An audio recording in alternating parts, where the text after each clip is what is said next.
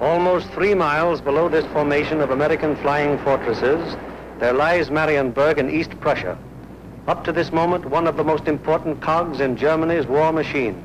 The specific target on which this lead bombardier is lining up his bomb sight is the Focke-Wulf 190 plant. Up to this instant, this aircraft factory has been accounting for almost 50% of Germany's total FW-190 fighter assembly. Bombs away. Tons of bombs rain down in a tight pattern of destruction. This, remember, is no area attack. It is an assault on one single target, and any bomb that falls outside that target has failed to achieve its purpose. The assembly of fighters in this Focke-Wulf factory has come to a sudden and violent end. To many, the bombing of Germany probably seems to be little more than a series of capricious adventures, one attack unconnected in any way with the one that preceded it or the one that will follow it.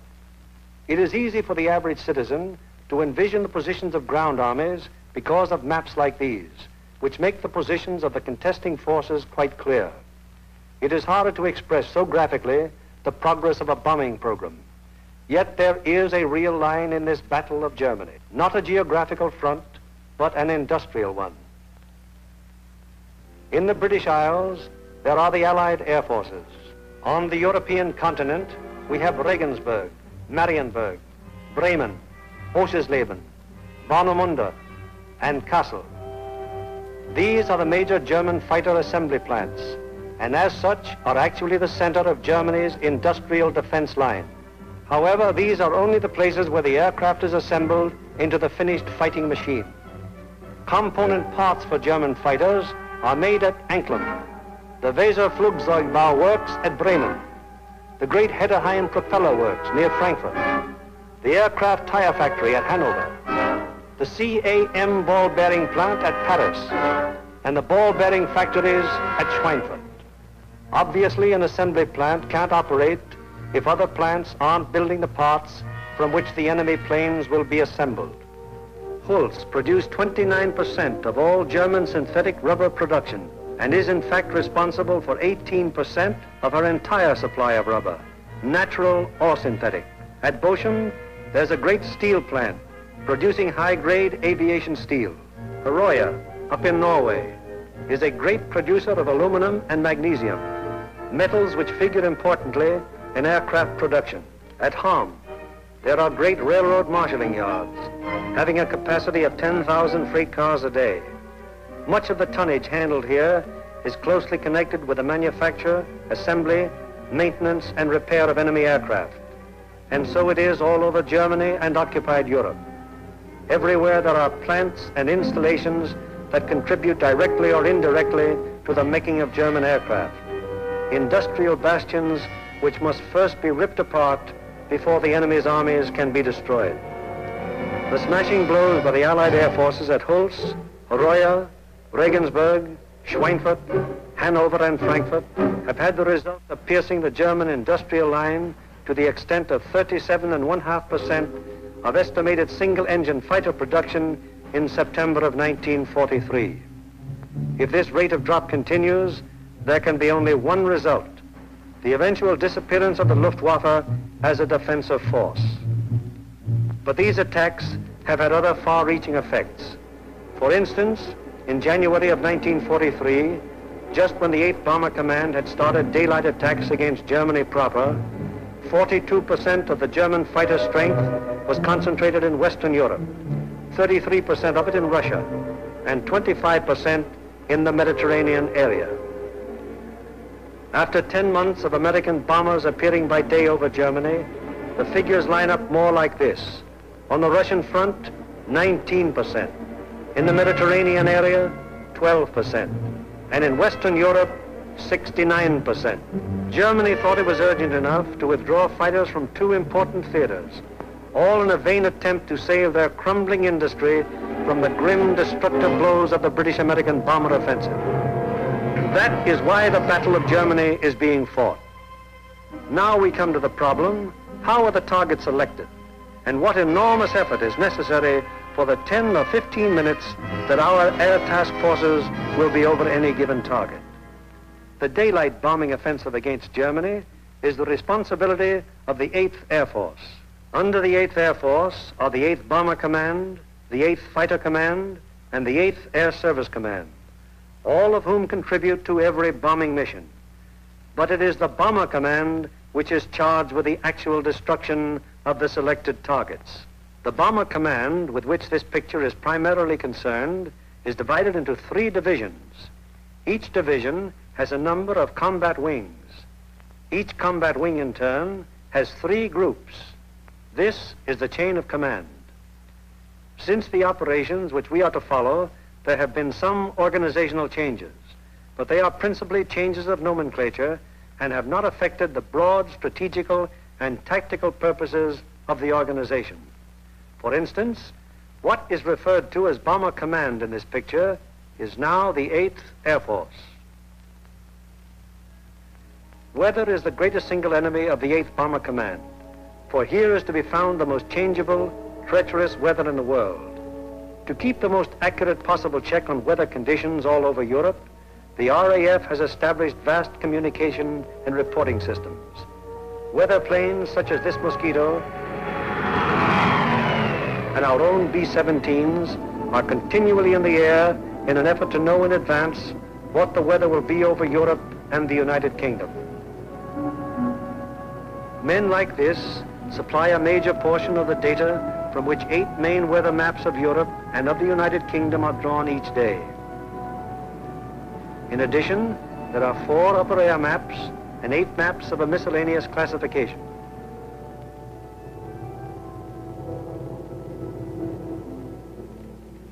In this room, all weather information is collected, coordinated by the RAF, and sent out by teletype to every responsible command.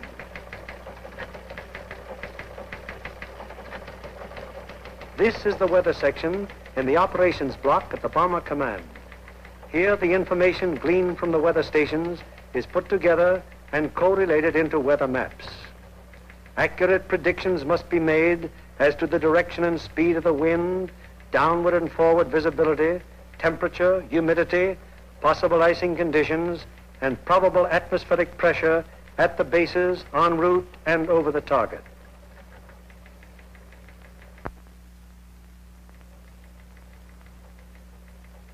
Upon the findings made in this room will depend whether or not there will be an American bombing of a German target tomorrow. This is the operations room of the Bomber Command. Here is where the wheels are put in motion for any American bombing attack. Right now, the officers you see are waiting for the commanding general's morning conference. They are the A3, or operations officer, the operational intelligence officer, a weather officer, and other members of the staff.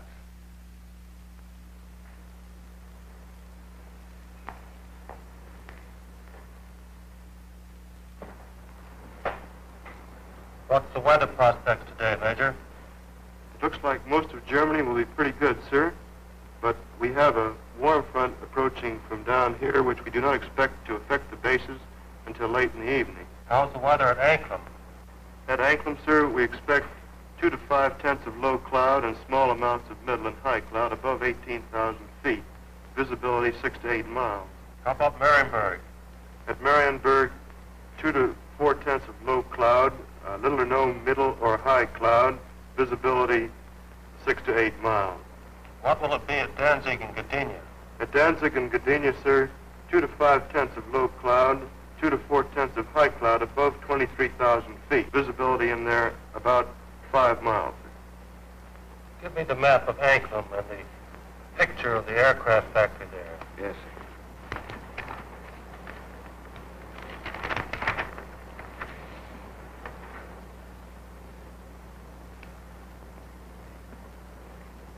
All right, Marienburg, the Focke-Wulf factory. Yes, sir.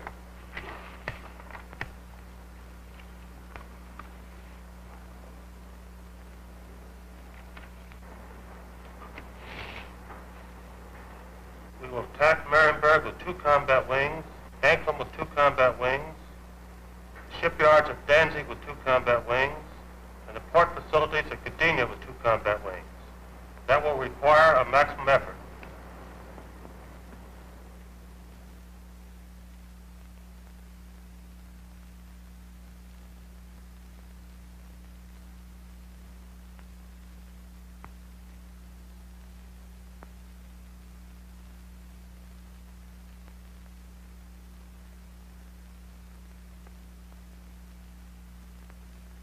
Now the various specialist officers then go into action. This is the operational intelligence section. Here are target files containing complete information as to the type, construction, and vulnerability of the targets. This data is gathered both from photo interpretation of aerial pictures and from confidential ground sources. On the basis of this information, the aiming point for the attack will be selected. The aiming point is a building or installation in the approximate center of the target. Here, operational research experts are minutely studying the architectural and construction details of the targets. It will be their duty to recommend, on the basis of studies previously made, the types of bombs and the proper fusing to accomplish the greatest possible destruction of the objective. These studies of the Arado factory at Anklam are immensely important, since the nose and tail fuses of a bomb can be adjusted to give varying degrees of delay between the time of initial impact and the explosion. For example, an improperly fused bomb would react something like this. Result, very superficial damage that may hardly even cause delay in production. On the other hand, here's what happens when a properly fused bomb strikes the same factory. Two bombs of exactly identical weight and explosive power have totally different effects because one was fused properly and the other was not. It is the responsibility of the operational research section to determine proper bomb fusing. Here, the commanding general and the operations officer are working out the overall planning of each of the missions with the staff bombardier, the staff navigator, and the flak officer. This is a complex business because of the multiple nature of the attack. We'll attack Anklam 1 hour before we attack the other targets. That should draw most of the German fighters on the Anklam force. The Anklam force is big enough to take care of itself. You mean along the same course, sir? No, send them a little south. They'll act as a better diversion. This would be the best place across the coast from the standpoint of pilotage. But, sir, the flak concentration at that point is quite heavy, the heaviest along the coast. We could rather move them a little further south, what the general suggests, and they would not run into flak difficulties at that point. How is that for the navigation viewpoint? Now, that's a very good landfall, sir. All right, we'll cross at that point, and you adjust the flight times accordingly. Take care of it, Darrell. Yes. While this is going on, the various liaison officers stationed at Bomber Command headquarters are busy keeping their respective commands acquainted with the course of events. The closest liaison is maintained with both the RAF Fighter and Bomber Commands, the Royal Navy, the 8th Fighter Command, and the 9th Bomber Command. It is through these liaison officers that requests will be made for the necessary fighter support, diversionary effort by the medium bombers, air-sea rescue patrols, and so on. Officers at Fighter Command immediately look up plan number 2340 to find out what part the fighters are expected to play in the next day's operations. Similarly, the 9th Air Force is informed that Bomber Command intends to lay on plan number 2340. It will be the duty of the mediums to attack enemy airfields at a time that will cause maximum interference with German attempts to intercept the heavy bombers. Right now, weather officers are getting ready their forecast for the General's late afternoon conference, where final decisions will be made. Right in there as planned. Yeah, it should. Should be okay. Thanks. Good enough. Bye. Does your morning's forecast still hold? Yes, sir, there's practically no change in the situation, and we still expect the base weather to hold up for return. Send out the field order exactly as planned. Yes, sir. Get me the 1st, 2nd, and 3rd divisions on a conference call, please. All ready with your conference call. Go ahead, please. Can you scramble? Okay. Over. Okay, over. Over. Okay, there's a mission tomorrow, maximum effort, with 5 task forces. The first task force, comprising 6 groups of the 1st Division, will hit 3948. 3948. Secondary, 8731. 8731. Last resort, 9009. 9009. The second task force, comprising 5 groups of the 3rd Division, will hit 6848. 6848. Secondary, 6424. 6424. Last resort, 5381. 5381. The 3rd task force will comprise 4 groups of the 2nd Division, which will hit 6424. 6424. Secondary, 5381. 5381.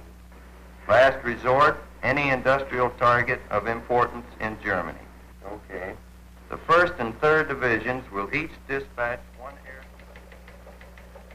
The field order now goes over the teletype to all interested units and command.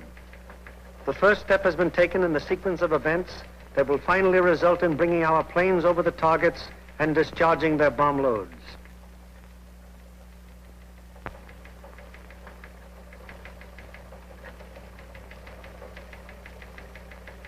Command has conceived the mission and laid out general plans and routes. Division now plans in detail what command has ordered. The actual time of assembly of the various task forces is determined. The combat wings are assigned to their specific task forces, and the routes from assembly to rendezvous points and the target are charted. Many considerations go into the selection of the routes. Here is the commanding general of the 1st Division, which you will remember has 2 targets for tomorrow, Anklam and Gdynia. Control point here at 0 hour. Another control point here for the northern unit, 0 plus 40 minutes. The other friendly... From that timing, where will that put our northern force at the time that our southern force hits the IP? The northern force should be about the east coast of Denmark at that time, sir. It looks like we're going to catch all the fighters on the southern force, aren't we?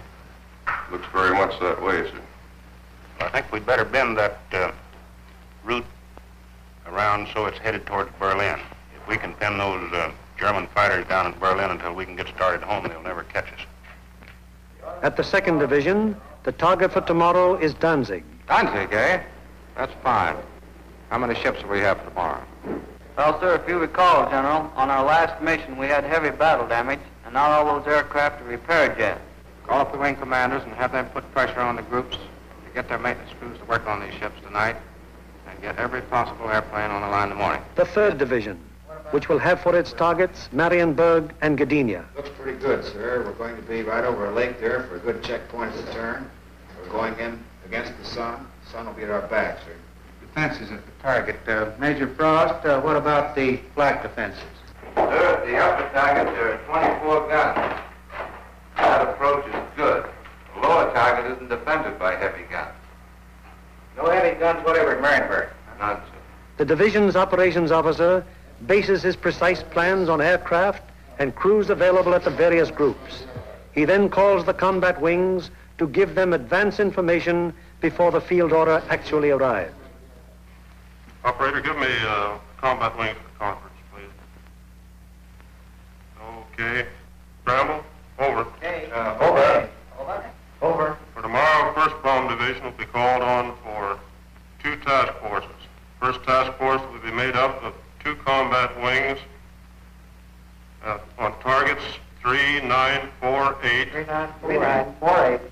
8731, 8731. last resort 9009.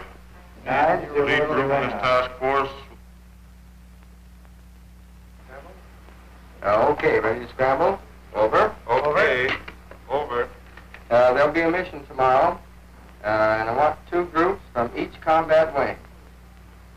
The target will be primary 6424. Secondary 5381. 538. The last resort will be any industrial target of importance in Germany. Okay.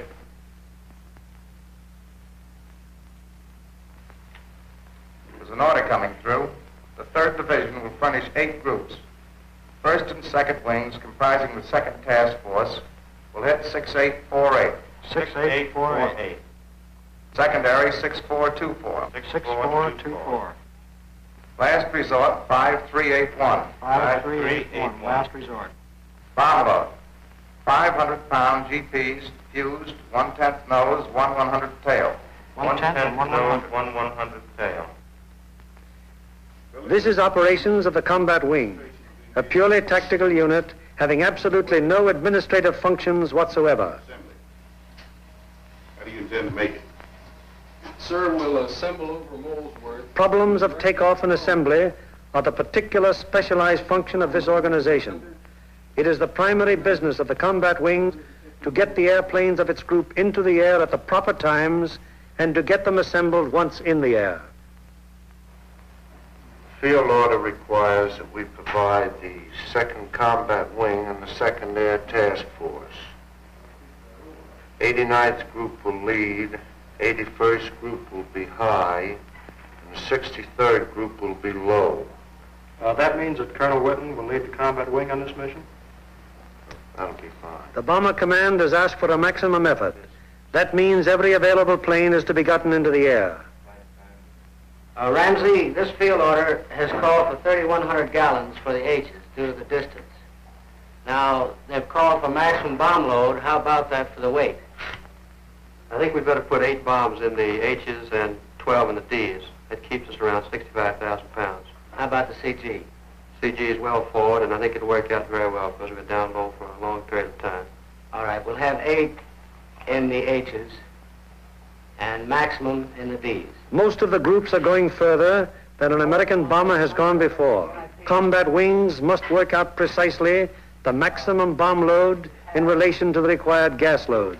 Decisions made in this and other matters are added to the division's field order and passed on to the groups, the ultimate tactical unit, to the men who get the planes in the air and fly the mission. On the basis of the alert telephoned down to the group by the combat wing, the various agencies necessary to get the planes airborne on their mission wheel into action. Intelligence, operations, weather, signals, group navigators and bombardiers have the grave responsibility of passing on and making clear to the combat crews the vital target and route information furnished by Bomber Command and Bomb Division. The proper information folders, maps, weather maps and charts, and photographs have to be selected by the various group officers and then the information therein passed on to the crews.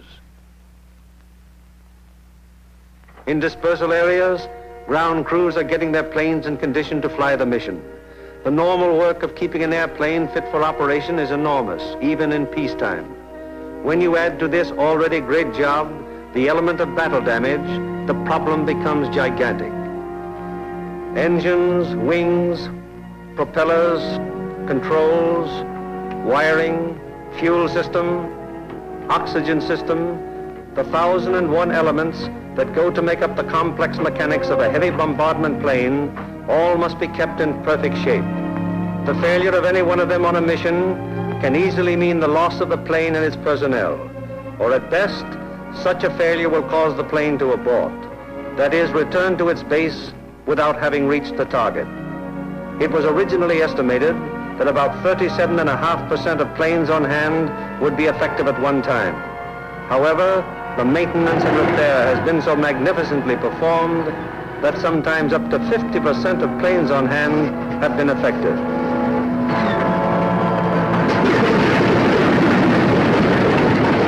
Ordnance is already at work, getting the bombs in their racks and loading ammunition onto the plane.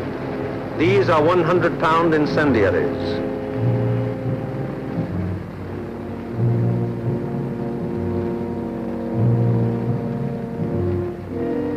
These are 500-pound general purpose bombs. And these are 1,000-pound GPs.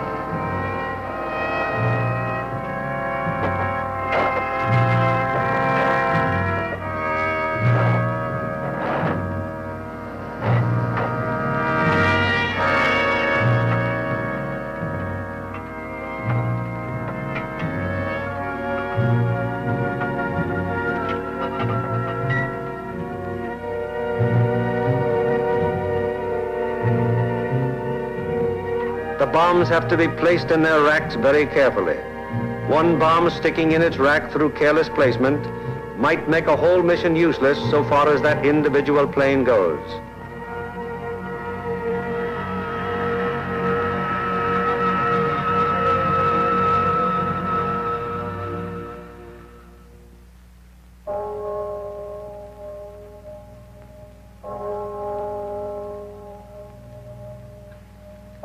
Three o'clock in the morning.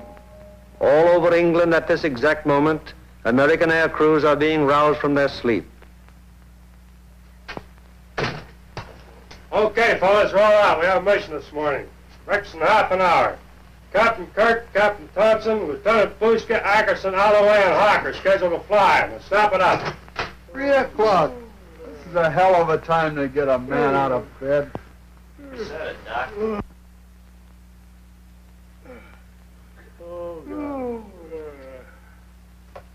Come on, you drip. Out of bed. Breakfast in half an hour. Come on, Nick. Rise and shine. All right, you dodos, let's go. This is it. Okay, fellas, let's go. Come on, Swifty. Get it out. Let's go. Go, you guys. Hit the deck. Breakfast at 4, briefing at 5. Let's go. That's fine. Just when I had a 48-hour pass coming up. That'd be a good deal. Can't you guys? You're running my beauty sleep. Through the cold of the English early morning, the combat crews go to their mess. They have no idea where they're going yet, but they know they'll be taking off in about 4 hours.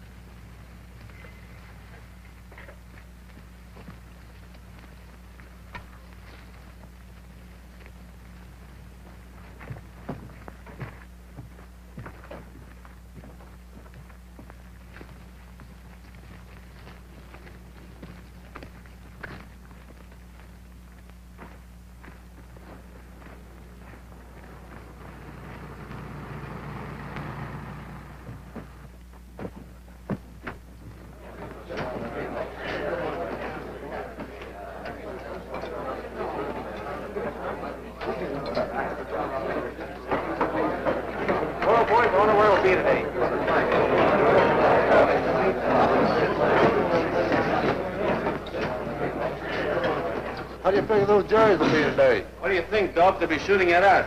Sometimes I don't think those Jerrys got proper respect for us. Well, what do you expect, Buster, the way you shoot? Gee, look who's talking. You couldn't hit a cow in the flank with a bow feather. Yeah, how about those 2 Jerrys I slapped down over Swainford? I'll tell you what happened there. They heard that I was on a tail guns and they fainted from fright, that's all. And so it goes. The 4,000 men who will go on this mission all know it will be a rugged deal. For some of them, it's their first mission. Others are veterans of many. Now, at all the groups in the bomber command, the air crews are assembling in the briefing rooms to learn the target for today. Okay, boys, let's go.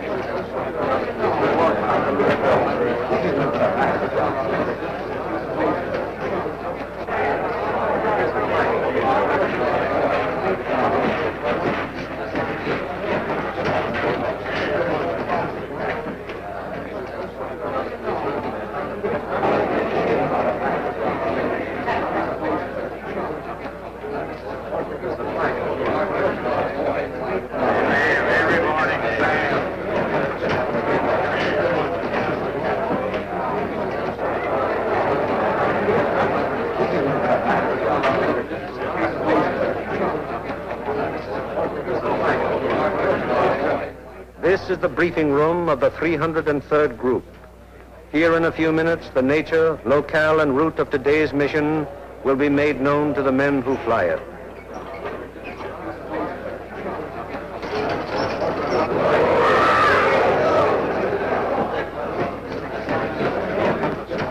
Target for the day is Ankman.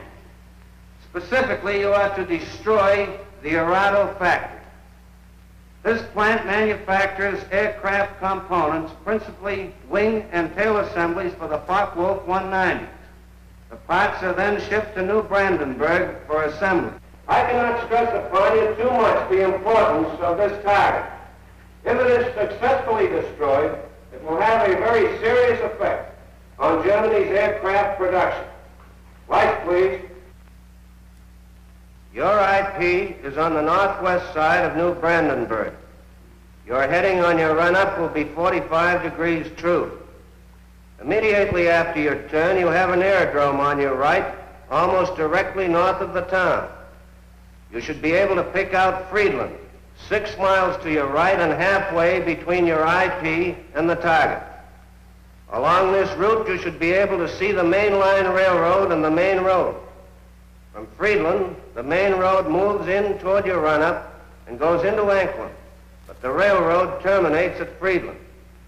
Shortly after passing Friedland, you will see a peculiarly formed wooded area on the right of your course. From here, pick out the aerodrome slightly southwest of the city and the intersection of the main railroad and the Peene River just outside of the town to the north. Night target map.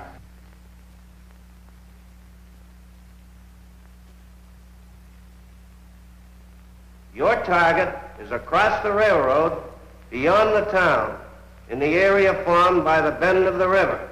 And now a picture of the target. This group of buildings here is your target. This building will be the aiming point. If your bomb pattern is concentrated in this area, it should very effectively knock out the factory. Lights, please. At the 379th, the intelligent briefing continues. These groups will bomb from an altitude of 13,000 feet. We feel that this low altitude will be equalized by the element of surprise which is with us, and it should ensure a thorough and complete finding of the target. Another task force is hitting the FW-190 assembly plant at Marienburg. If the two missions are successful, 65% of Jerry's remaining FW-190 production and assembly facilities will be destroyed. At the 384th, Other forces are attacking submarine yards, aircraft assembly plants, and units of the German fleet at Danzig and Gdynia. If these attacks succeed, they will destroy 13.5% of Germany's remaining U-boat construction and will destroy or immobilize a large section of the German Navy. The overall result of all four attacks will be to show the Hun that his efforts to protect his key industries by moving them to the east will be unsuccessful. It'll show him that we will seek out his industry and destroy it wherever he places it. At the 351st, the intelligence briefing is completed. Your secondary target this morning is the air park at Tutov. This contains a Focke-Wulf assembly plant, a bombardier school, and you'll love this. It's the country club of the German Air Force. Should you be unable to bomb either of those two targets, then in that case, you'll attempt to bomb the last resort target, which is the Hankel assembly plant at Rostov. This is the only complete Hankel unit in North Germany. It should be easily identified by the airfield adjoining, which has 6 intersecting runways running from 1,000 to 1,600 yards, and they're full of nice, fat, juicy Hankels. A weather officer briefs the crews of the 305th group going to Gdynia. The synoptic situation today is this. We have a high-pressure system centered over northwest Europe, up here near Finland, extending southwestward down across the British Isles, causing an influx of south and southwesterly air going up in this direction, hence causing little or no cloud in the area up there and toward your target. There are no fronts to affect your route today except a frontal system off to the west, which will cause an increase of medium and high clouds as you come back across the North Sea. Lights, please. At takeoff time, there will be 0 to 3/10 low clouds, also a layer of high clouds above 23,000 feet, 4 to 6/10 in amount. Also a middle layer of clouds in there between 10 and 12,000 feet. These medium and high clouds decreasing out over the North Sea to 3 to 5 tenths each in amount. The low clouds will increase as you go out toward the North Sea to 3 to 5 tenths. Base 1,500 to 2,000 feet, tops 4 to 5,000 feet. There will be some fog patches over England, visibility 1 to 2 miles, except in those fog patches 500 to 1,000 yards. Visibility increasing rapidly out over the North Sea and the remainder of your route to 4 to 6 miles. The high clouds continuing 3 to 5 tenths, and also the middle clouds on toward the target, decreasing to nil at the target. Low clouds continuing 3 to 5 tenths, decreasing to 2 to 4 tenths at the target, base 2,000 feet, tops 5,000 feet. Visibility 4 to 6 miles. The temperature at bombing altitude minus 26 degrees centigrade. The freezing level on your route out 12,000 feet over the North Sea with light rime in the middle clouds. As you return back to base, that freezing level will lower to about 7,000 feet, continuing light rime in your middle clouds. Now on the return route, weather will be very similar to your route out, except your clouds increasing in amount as you proceed back across the North Sea. Base on return, visibility 4 to 6 miles. A flak officer briefs the 389th Group of the 2nd Division going to Danzig. Now, gentlemen, this morning, because we are going to cross the Danish coast at such a relatively low altitude, we've planned the route so as to avoid as much flak as possible. At any rate, any flak that you do encounter will be merely a deterrent in nature. However, you can expect heavy flak batteries at a place where we make landfall here at Namindegab, about a mile south of Kursk. Also, there are known to be other heavy batteries 8 miles south of Kursk, there on the coast at Penn. Other batteries are known to be located here at Korsor, 20 miles south of Kursk, on the island of Skellum. From then on to the target, you will have very little flak. Now, while you're crossing the coast and when you're over aerodromes and cities in Denmark, you are advised to take evasive action. Now then, when you get to the target itself, your anti-aircraft fire from the ground will be known to be supported by fire from naval units. Now, for those of you who have never been fired on by a naval unit, I want to add that naval units can put up a hell of an intense barrage, and you want to look out for it. An operations officer briefs the crews of the 94th Group of the 3rd Division. This group is leading a formation to Mariensburg today. The 880th will be high group and the 764th will be low group. Bomb load of each ship will be 3 1,000-pounders, use 1/10 nose and 1 100th tail. Get that, bombardiers. You'll also carry 5 M47A incendiaries. You'll have full Tokyos, 1,000 gallons extra. Takeoff will be normal, assembly 1,000 feet over the field.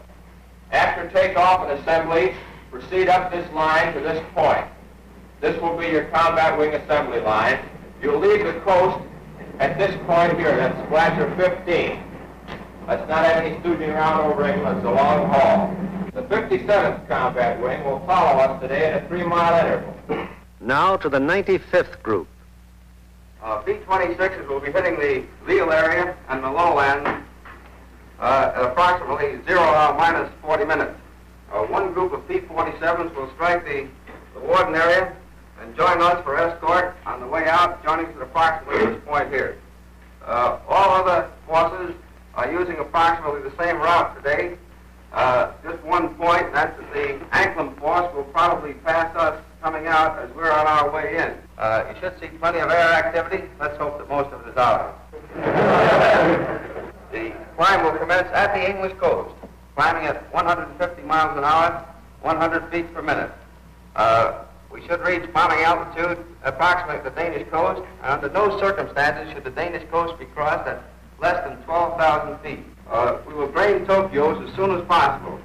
We should have plenty of gas. We figure approximately 400 gallons overload.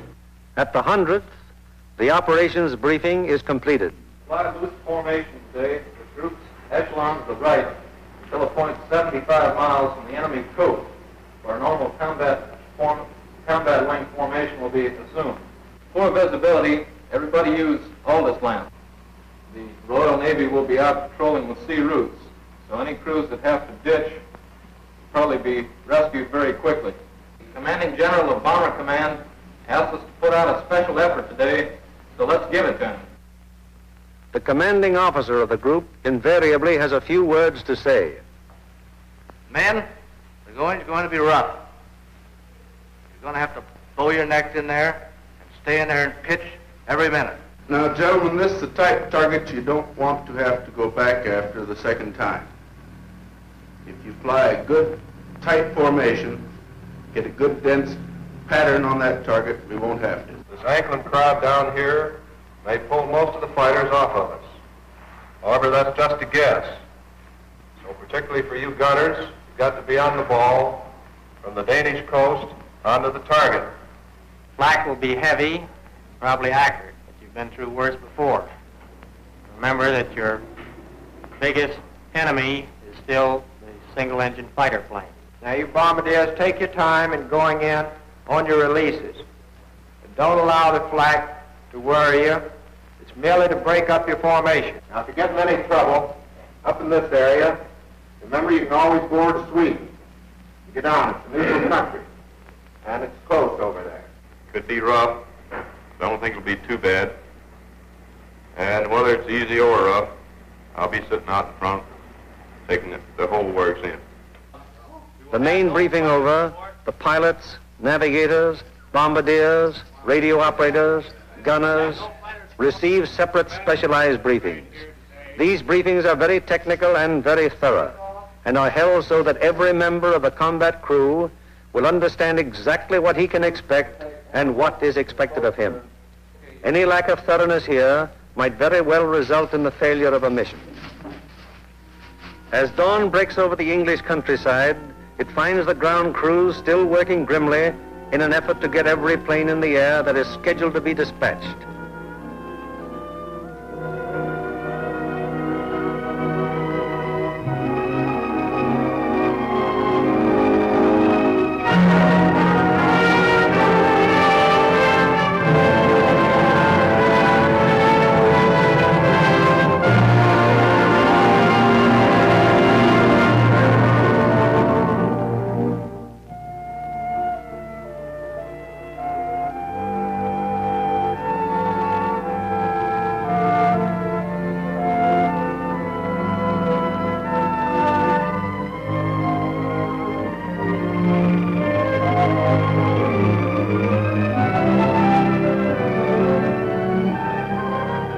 These men take as fierce a pride in their planes as do the air crews.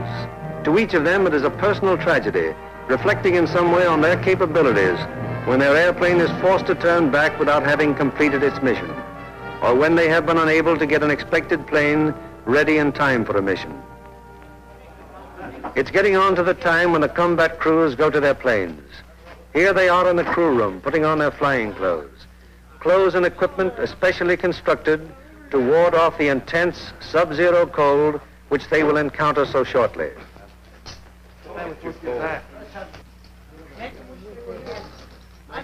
All air crew members receive escape kits containing equipment that will help them get back to safety if they are forced down in Germany or in occupied territory. The pilots, co-pilots, navigators and bombardiers are also issued battle folders containing the maps which will be of such vital importance to them in the prosecution of the mission.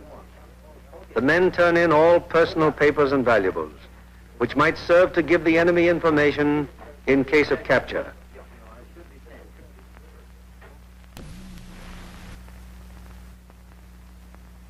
Some of the crew members turn to their chaplain, whose ministrations are always available to the men of the bomber bases.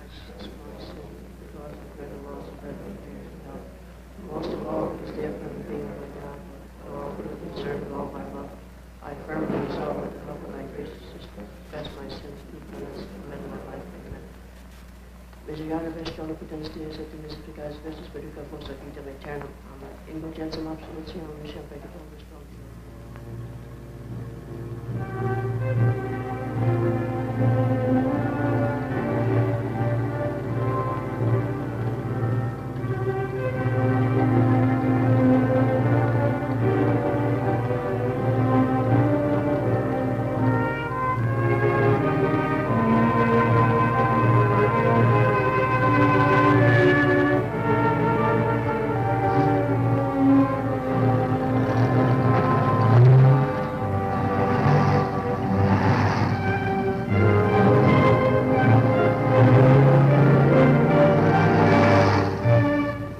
changeable is the weather in the European theater that sometimes widely varying conditions will be found on fields only a few miles from each other.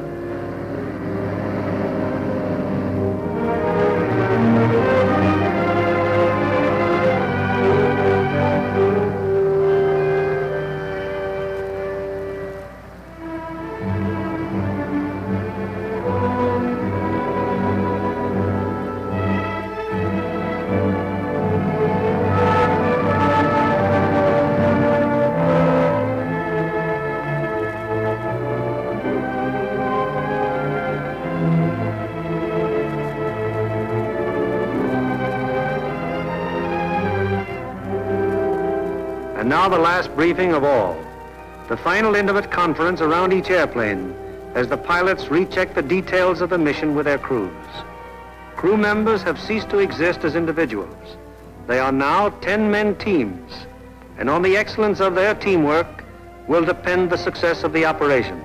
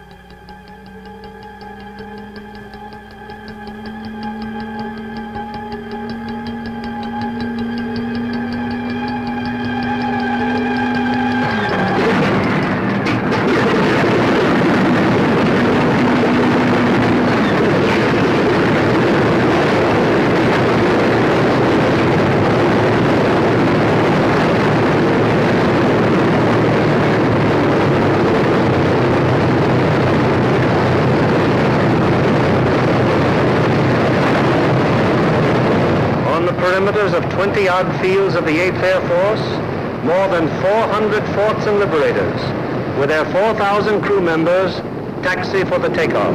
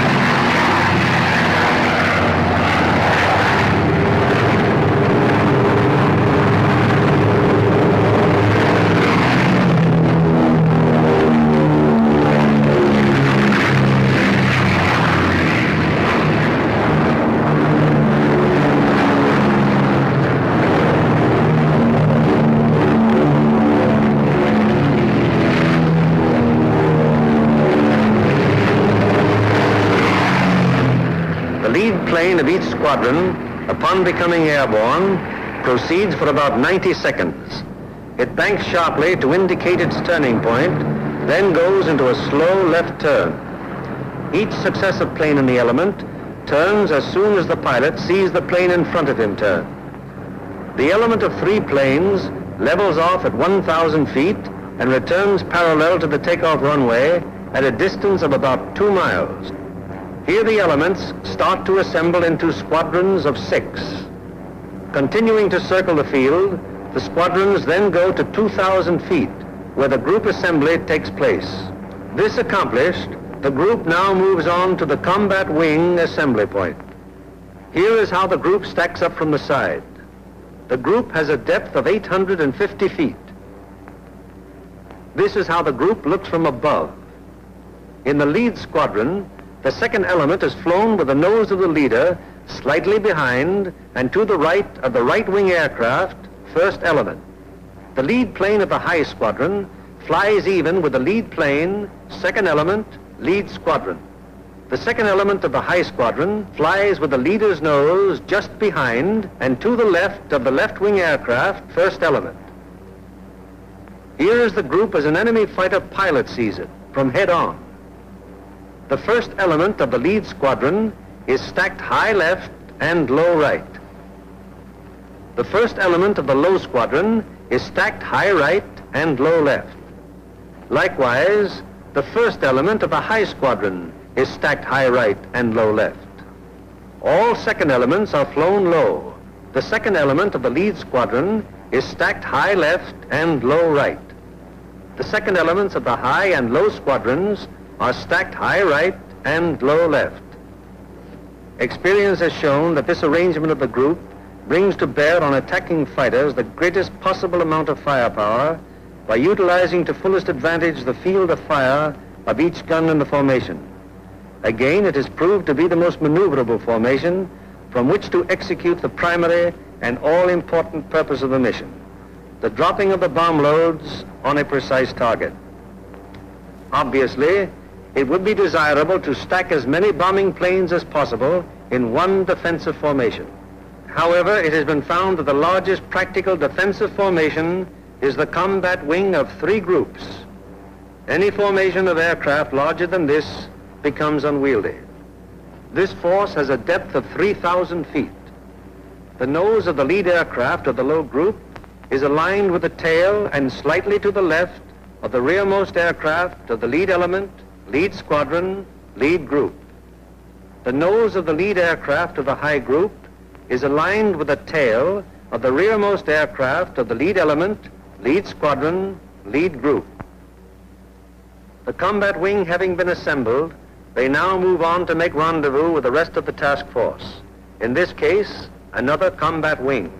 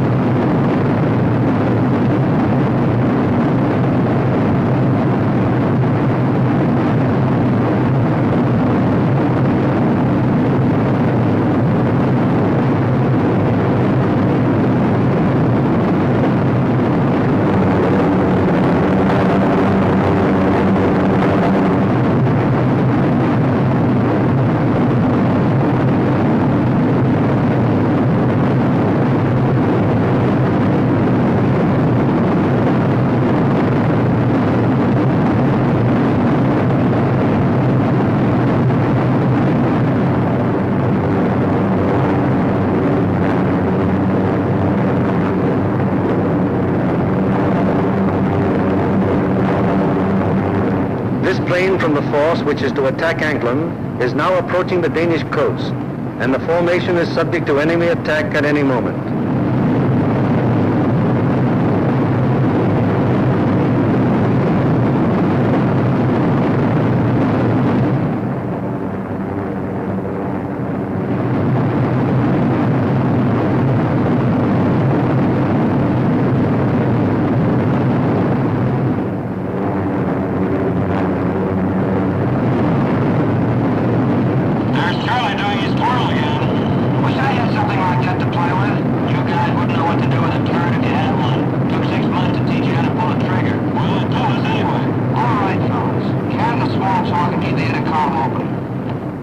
It is now 10:30 hours, and Denmark has been penetrated to some distance without any great opposition as yet.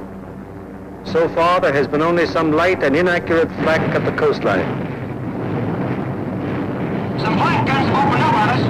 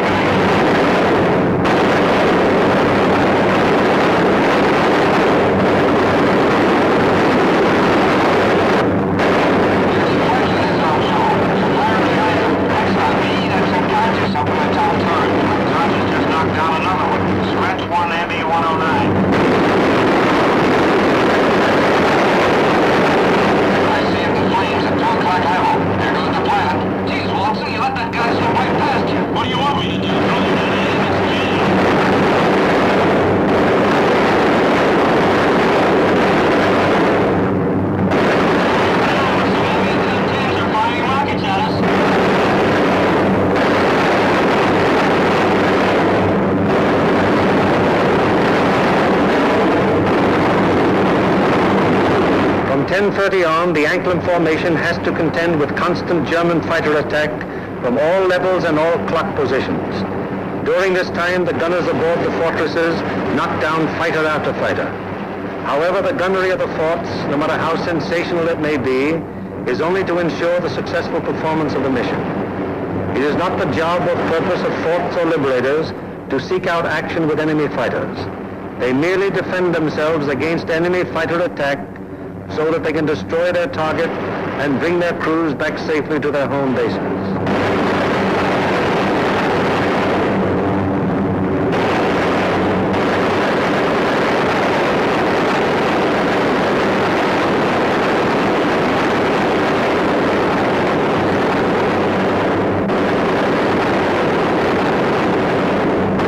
An anxious moment comes now for the lead navigator and bombardier.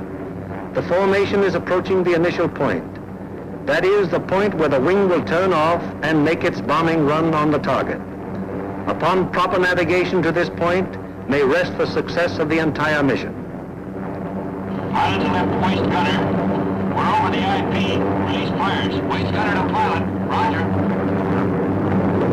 Once the combat wing has reached the IP, it breaks up into 3 component groups, for the wing formation is too unwieldy for a unit bombing operation. As the IP is reached and the lead airplane of the lead group is about to make the turn, it fires 2 red flares, spaced 5 seconds apart. Then the group makes its turn onto the run-up. The low group goes on straight ahead for 20 seconds, then makes its turn. The high group proceeds for 20 seconds beyond the low group's turn, then it turns on to the run-up. The most critical defensive period in the mission has begun. The wing, to accomplish most efficiently its primary purpose, the bombing of the target, has sacrificed its mutual defensive firepower, and the groups are thrown on their own. Now the crucial moment is almost here, the moment around which the entire mission revolves.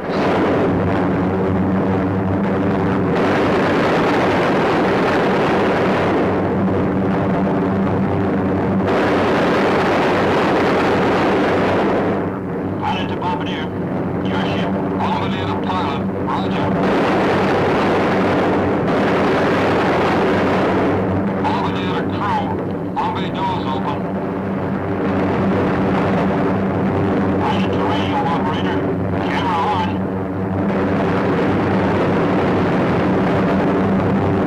The bomb bay doors open, the group is committed to its attack. No evasive action may be taken until the bombs are away. And at this time, the formation is most vulnerable to attack, both from flak and enemy fighters.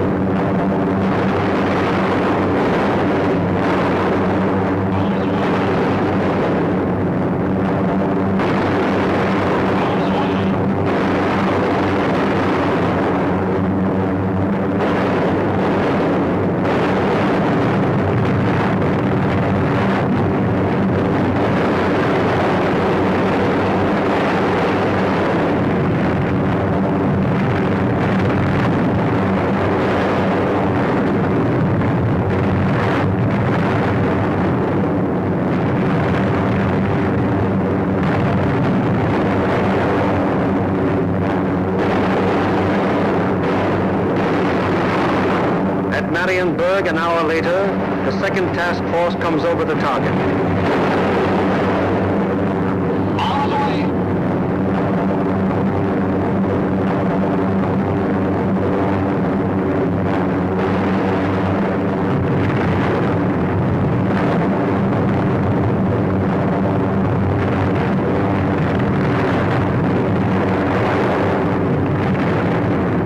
The third task force comes over its target at Danzig.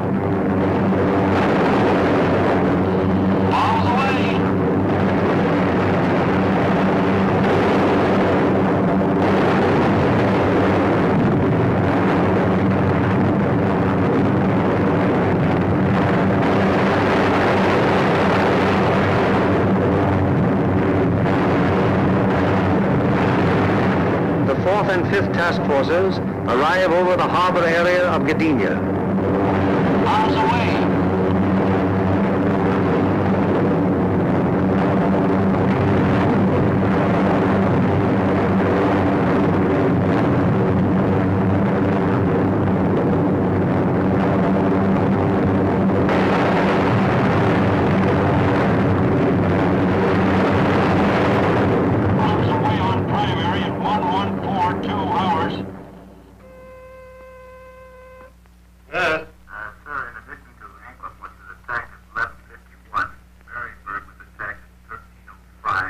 It is standard procedure for the group leader to inform Bomber Command the moment the target has been attacked.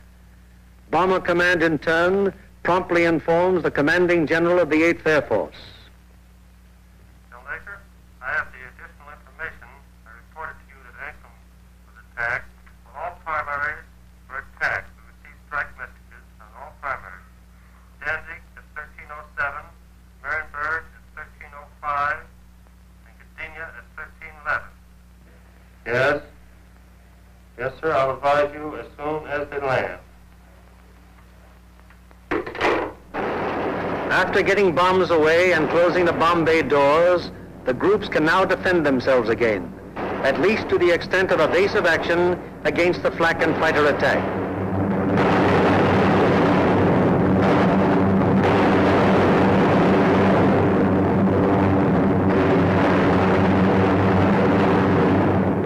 The lead group flies a straight course for 15 seconds before turning off to the rally point.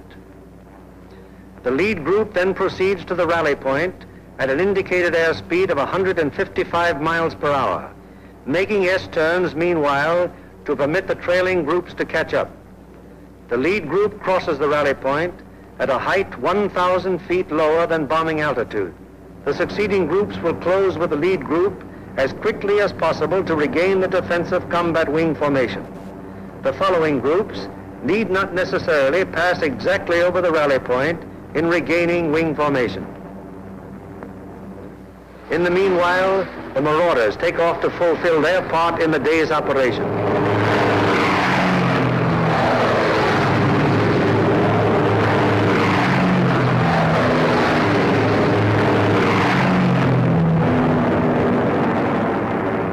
They bomb the aerodrome at Woensdrecht, one of the most important of the enemy's fighter bases. This blow by the medium bombers is timed so as to provide the maximum interference with the enemy's capacity to intercept our withdrawing heavy bombers. Last off are the fighters. Their great speed will enable them to reach the Leeuwarden district in a short time, sweep the area clear of enemy fighters, then give the heavy bombers withdrawal support from the enemy coast home. At the fields, it's getting on towards the most nervous of all times, the estimated time of return. Everyone who stays behind sweats out this period at the end of each mission. Here at the control tower, at the dispersal areas, at the Red Cross, at the officers' club, everywhere on the field, the one thing paramount in everyone's mind is that the group is due back.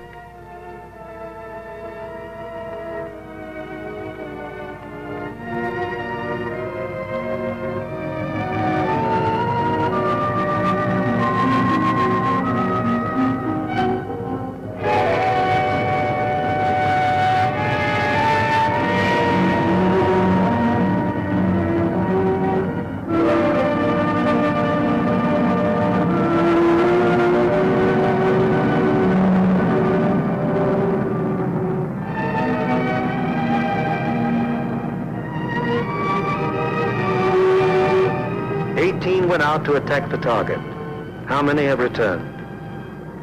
1, 2, 3, 4, 5, 15, 6, 17, 18. 18 dispatched, 18 returned. 23 dispatched,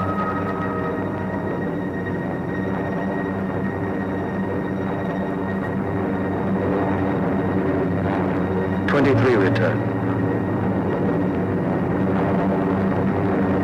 However, there are other groups which weren't so fortunate. 18 dispatched, 17 returned.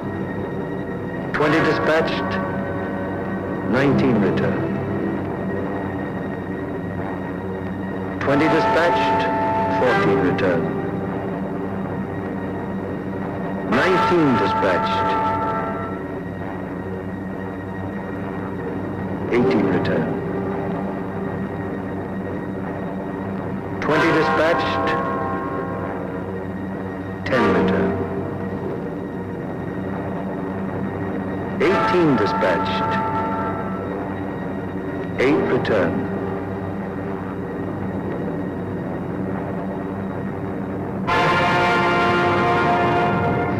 Flares dropped from aircraft signal the presence of wounded aboard. These airplanes are given priority in landing.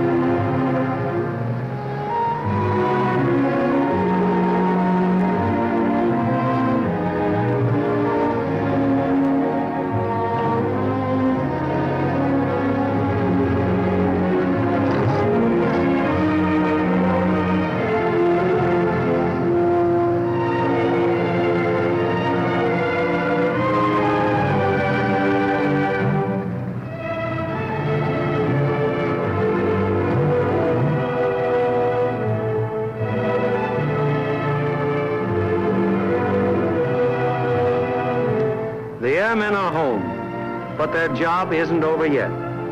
Before they can go to their billets for a well-earned rest, they must first undergo one of the most important phases of any mission, interrogation. It is highly important to question the crews at the first possible moment after the mission, while their impressions and memories are still fresh.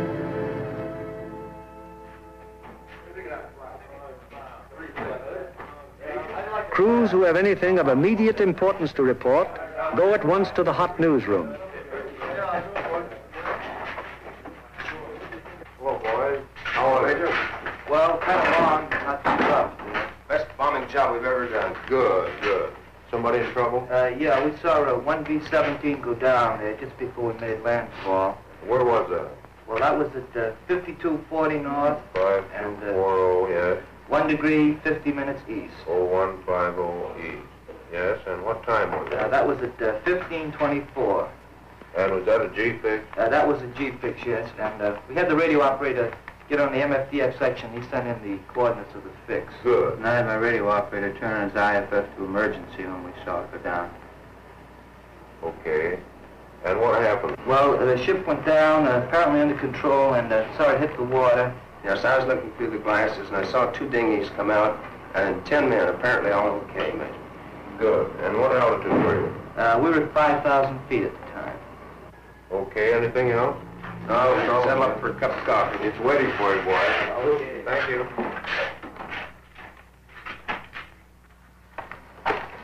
Third division, please.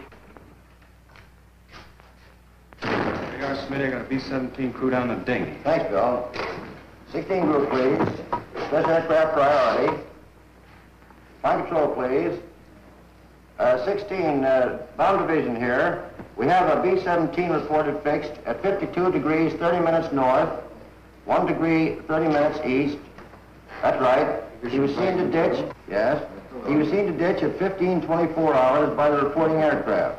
2 dinghies were seen to break out and 10 men got into them. The reporting aircraft is at 5,000 feet. Yes, that position's at MF fixed. Okay, 16. Thank you.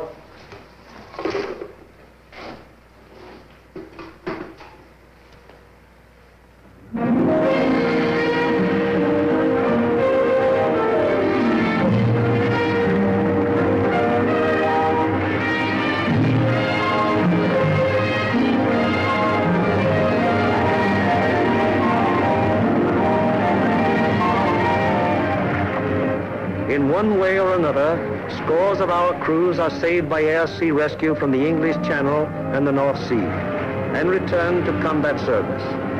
Aside from human values, a trained fortress crew is even more valuable than the plane they man.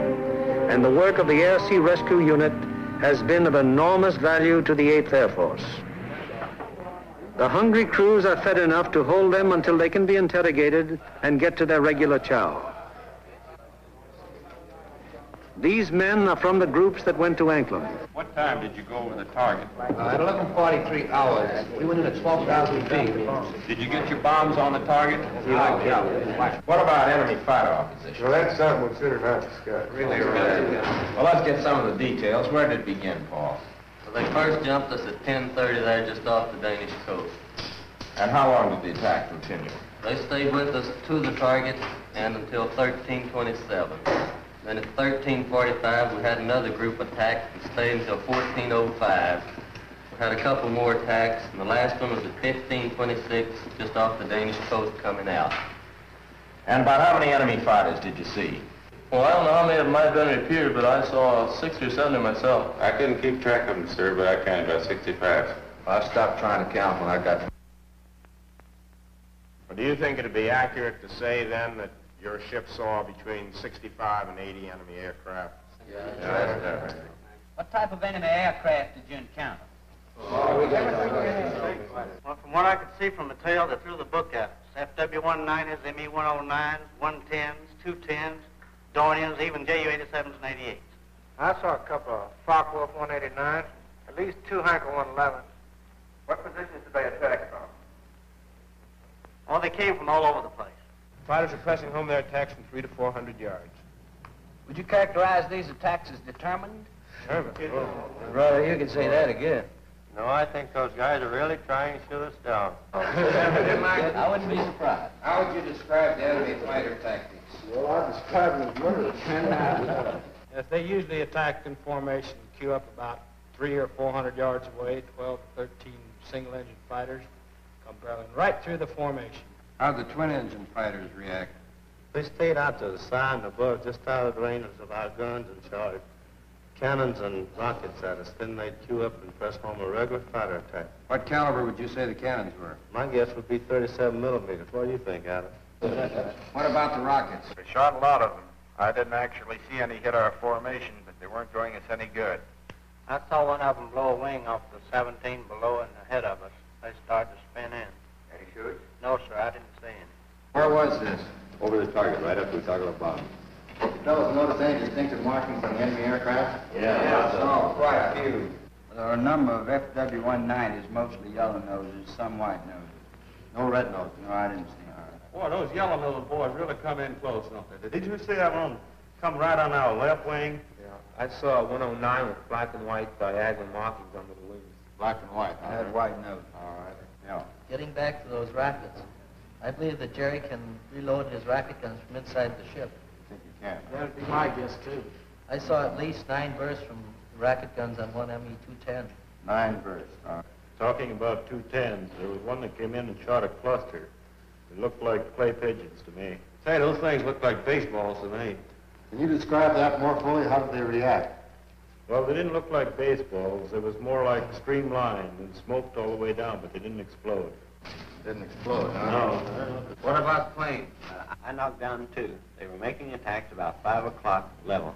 Yeah, I saw them. One of them blew up in the air, and the other one went down in flames. The pilot of the second one bailed out. That was at 11:44. We were right over the IP. Were any other guns firing at these planes? No, sir. These were my babies. Any more? Yes, sir. I got one destroyed and one probable. I knocked a 210 down right over the target. The plane exploded in the air. I got a burst at a 110, and it started down in flames. I couldn't see whether it went all the way down or not. We're under constant attack. Bombing results and enemy fighter reaction are only one phase of the interrogation. The enemy's anti-aircraft defenses, their concentration and their accuracy are also matters of great interest to the interrogators. The group of the 2nd Division, which went to Danzig. How would you describe the flak en route to the target? From the coast to the target, it was meager and inaccurate as height and deflection. Over the target, it was still meager, but pretty accurate as height and deflection. Is that how the rest of you fellows would describe it? What about on the way back? Well, it was meager and inaccurate, except now when we crossed the coast. They threw up a box barrage that was pretty accurate as to height. In fact, it was good at the altitude, but the deflection was a little off. The first burst hit about 100 yards ahead of the lead plane. And we felt the concussion of it, right? We got a couple of flak holes in the fuselage right around my gun position. Any other battle damage? A couple of flak holes in the nose. Burst at 303 in the number 4 engine. Got an oil line. What was your altitude when this box barrage almost caught you? 21,500 feet. Did any of you notice anything unusual or peculiar about the flak burst? No, it looked like the same old black flak to me. What's the 6th we have seen? Also valuable to the interrogator is any intelligence that might be picked up by the crews en route to or from the target. Such observations may be completely incidental to the mission, but can prove to be of great value at another time when another target is being attacked. Let's find out what the force attacking Marienburg discovered on their way to and from the target. This smoke screen at Danzig, where did that emanate from? Well, it looked like to me it was coming from off of floats and boats here with smudge spots on them, anchored just a little ways off the coast. Yeah, Ernie, they were shooting it up from the ground, too, and it get up so high That and is burst mushroom. and mushroom out. Would you say it was effective? Well, we didn't pass right over the city itself, so we couldn't say definitely, but it looked like to me it'd be pretty doggone effective. It's all great. You see anything else? Yeah, there's a new airport about 2 miles below Danzig there, south of Danzig. What'd it look like? Pretty large airport with grass runways and a lot of construction at the south end. I seen another one there at Puck. It seemed like it's building runways and some buildings, new buildings like that, quite not to be hangars. Okay. Now, how about military installations? Did you see any of those? Well, south of Stadtdorf in East Prussia, we saw some installations that might have been fortifications. They were large rectangular buildings with red tops. Yeah, there were 2 rows of 4. 4 buildings each? Yes. Good deal. Now, you see anything else? As soon as interrogation of the men is finished, the interrogation forms are checked and general statistics on the group's part in the attack are compiled. All right, let's get going on this report. Okay. B, number of aircraft dispatched. 20. C, number of aircraft attacking the primary target. 20. Hello, I want the A2 duty desk. Hello, this is Norgren 492. Got flash teletype report for you. You ready? The organizational flow which we have observed throughout this picture has now begun to operate in reverse. Information obtained from the crews is evaluated in divisional critiques, conferences in which all responsible group and divisional officers carefully inspect the detailed record of the mission, discuss any failures that may have occurred, and plan to prevent their recurrence. After a particularly large or important operation, there will be a command critique, with the 8th Air Force Commanding General presiding. Here in the dark room, the strike photos of the targets brought back by the returning planes of the group are developed and printed with all possible speed, so that experts of Bomber Command can assess the damage done. Coming in from planes of every group participating in the various raids and interpreted and appraised by trained photo interpreters, these pictures will give Bomber Command an excellent idea as to exactly what parts of the various targets were hit and how severely. Here, as seen in these pictures taken the following day by photo reconnaissance planes, severe damage has been inflicted on all the major and most of the minor buildings of the Arado factory at Anklam. This is a strike photo showing how Danzig looked during the attack. Very extensive damage has been suffered in the harbor area. Here is an annotated PRU picture of Gdynia as it appeared after the attack. A near miss is seen on the liner Deutschland type. The transatlantic liner Stuttgart does not appear in this picture, although she was seen afire and in the hands of tugboats immediately after the attack, as these strike photos reveal. Aside from the Stuttgart, several ships in the South Basin have been sunk or damaged, including the liner Oceania. Shore installations are also heavily hit. At Marienburg, the PRU photo discloses that the damage was exceptionally severe, almost every building having been destroyed or seriously affected. General Arnold has characterized this attack as the greatest example of precision bombing on record. Other targets will be as thoroughly destroyed.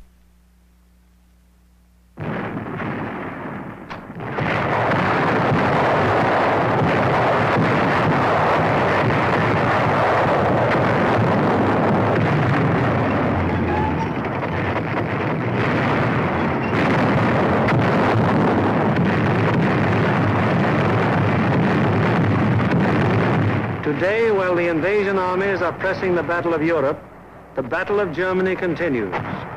Day by day, whenever weather permits, heavy bombers roar out over the heads of the advancing ground forces, blasting away systematically at vital industrial installations hundreds of miles to the rear of the enemy lines. Now, in contrast to earlier days of strategic bombing, when forts and liberators fought their way alone, fleets of long-range fighters, Mustangs, Thunderbolts, Lightnings, convoy the big bombers all the way to their targets, targets which may be anywhere in German-occupied Europe. The flood of supplies so necessary to the survival of an army or a nation, synthetic rubber, steel, food, fuel, textiles, this flood is gradually being reduced to a trickle. And finally, even this thin, inadequate stream will die away. Then the German armies in the field and the German workers on the home front will have no food for their stomachs, no clothing for their bodies, no metals for their machines, and no fuel with which to run them. Then the Battle of Germany will be won, and with it, the Battle of Europe.